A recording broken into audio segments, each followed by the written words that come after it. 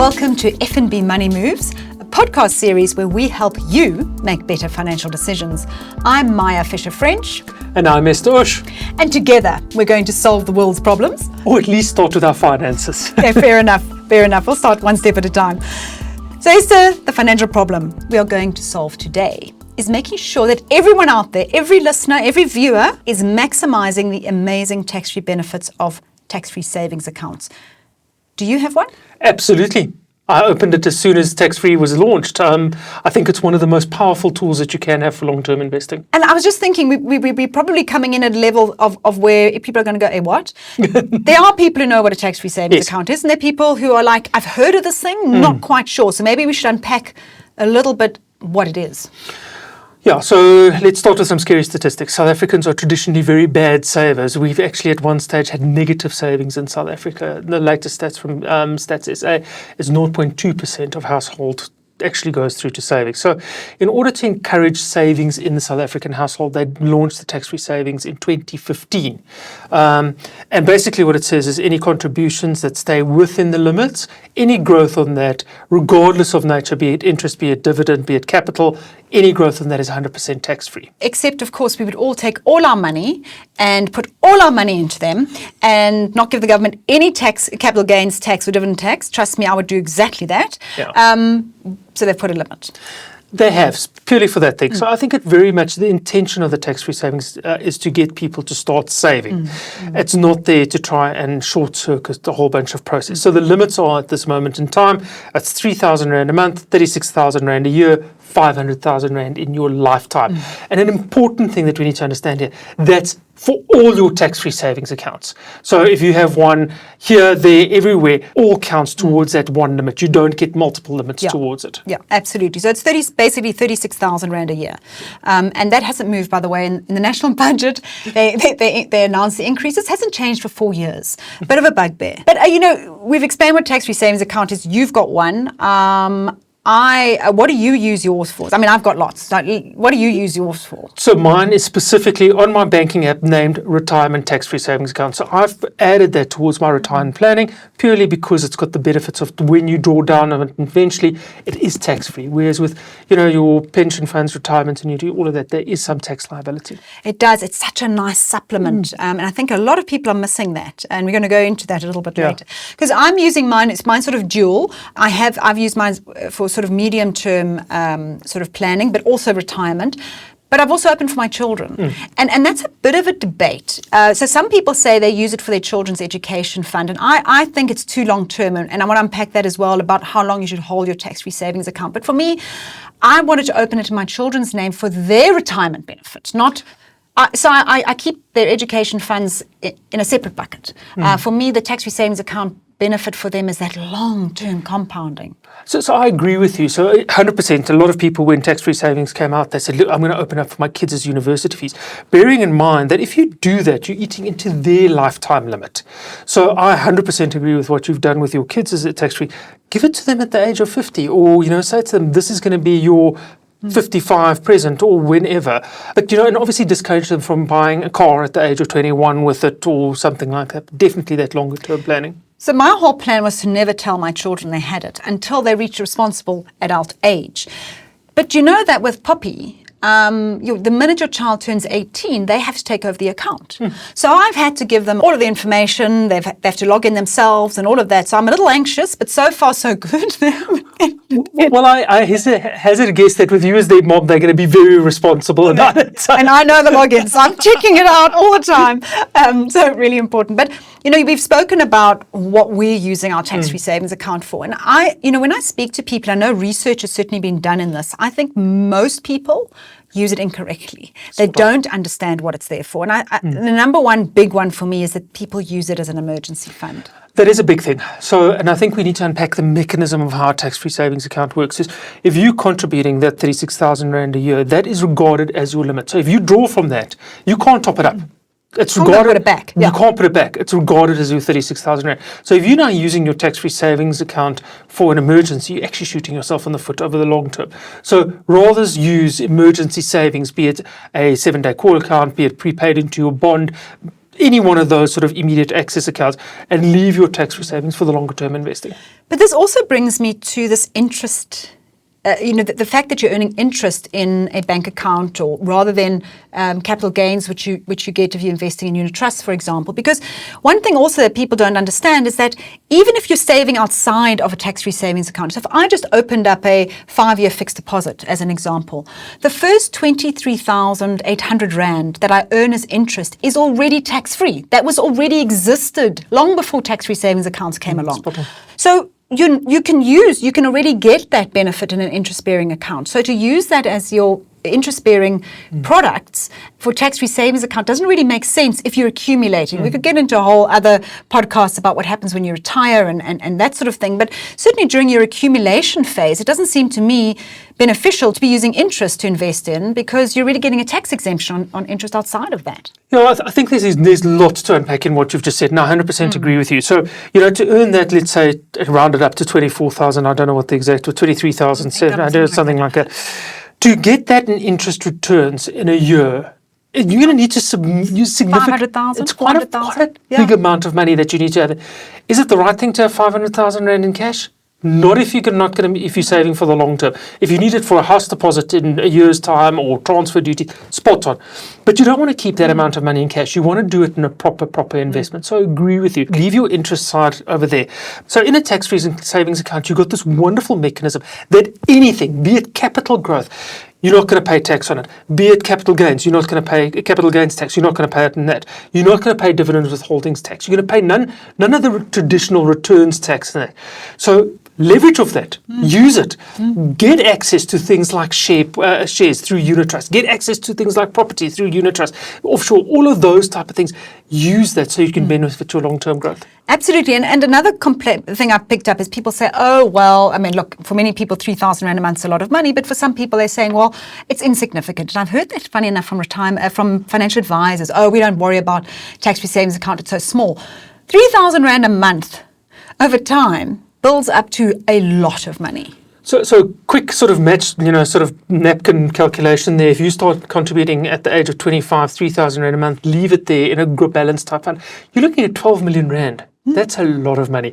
That is a significant contribution towards your retirement planning. Yeah, 12 million Rand, nice money. Exactly. And when I don't have the numbers in front of me, but if you start for your child at birth, so if you start with your child and say you get to 18, at the moment we'll get into the whole lifetime limits, but say you're able to contribute till a child's 18, you don't exceed you get probably about 600,000 by then. And your child just leaves that. I mean, the numbers are mind-boggling what they have by the time they retire. Not that I advocate this at all, but technically that child would not have to contribute towards pension at all. They wouldn't. Actually, you basically solved their retirement fund for them. You have solved their retirement fund for them. And it's that compounding. And that's why, again, we go back to having it in things like unit trusts, exchange-traded funds, 100%. Things that are exposed to growth, not sitting in interest in a bank account. The other big mistake, and I actually experienced this because SARS got it wrong, but over contributing. So this limit, people think, oh, love this. And I think emergency funds lead to this because people are putting money in and out, and they forget how much they've contributed. If you put in more than 36,000 Rand in a year, you pay 40% tax on what you've contributed above 36,000. Which defeats the purpose, right? Exactly. So stay within those limits. And that's why, and I also think as you say, emergency savings, having multiple tax-free savings accounts. You don't want that. Make sure you got one, make sure that you keep up to date with the contributions and that you stay within those limits. Yeah, absolutely. And again, going back to the limits, thinking you can catch up. And again, another kind of mind thing. Well, I won't start now, but next year I'll put in double. I'll double up. I'll put in 72,000. You can't do that. Can't. 36,000 Rand a year is your limit. You can't mess around with that at all. Yeah. You could obviously start with a lot less. So that's an important thing that we need to just highlight. You can start with, sort of 300 Rand a month and then build up to 3,000 Rand, but you don't want to breach that 3,000. Esther, I think it's such an important point because a lot of people, when we talk like this, think, I don't have 3,000 Rand a month. You don't realize you can start with 100 Rand a month or 200 Rand a month. We are going to bring in the expert a little bit later about how easy that is to do actually and how cost effective it is. There are so many great tax-free savings accounts that give you growth that you can start with very little, but just a bit of money. You don't have to be putting 3,000 Rand a month. But at least over time, you're building up this pot of money that you're going to be able to access tax-free. And right up front, again, we're talking again about, where to invest, and don't put it in interest bearing. A lot of people say, but I want offshore exposure. And there's also such a range of tax-free savings accounts that give you offshore exposure as well. You can't put your money physically offshore, but you can invest in an ETF that tracks the world index, for example. Those are available. 100%. You can do that. You can get your Rand hedge shares in there through the unit trust. So, your big guys that have got offshore holdings, I don't want to mention him, but, that's one way of getting offshore exposure. The ETNs is a way of getting offshore exposure. And the importance of getting offshore exposure is the South African Rand is the most volatile currency in the world. So you want to make sure that you're hedging against that, you're leveraging off that growth. Sort of 10 years ago, the Rand was trading at 10 Rand a dollar. We're now sitting at 18, 19 Rand, depending on what's happening in the news. So leveraging off that growth as well.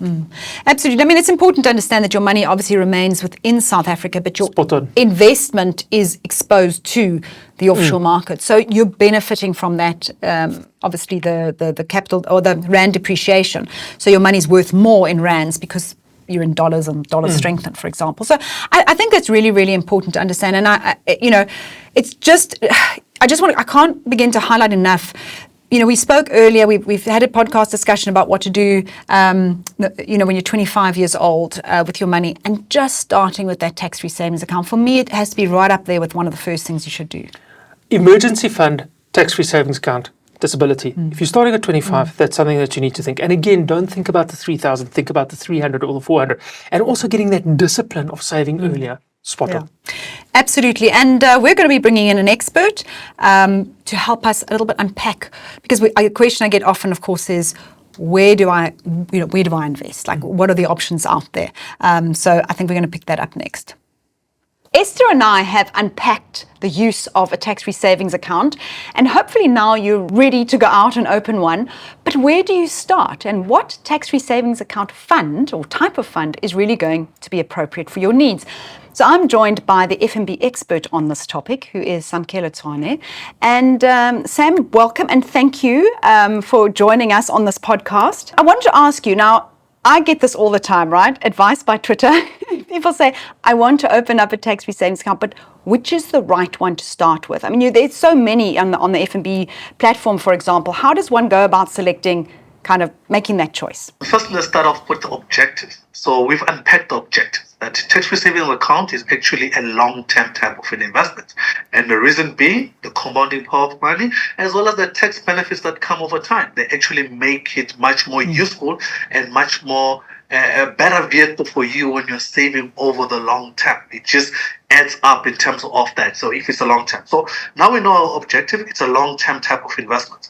So when you're investing for the long term, so your aim is to maximize your return with an appropriate level of the risk that you can take up. So what do we do now when you actually go there? So let's start off there.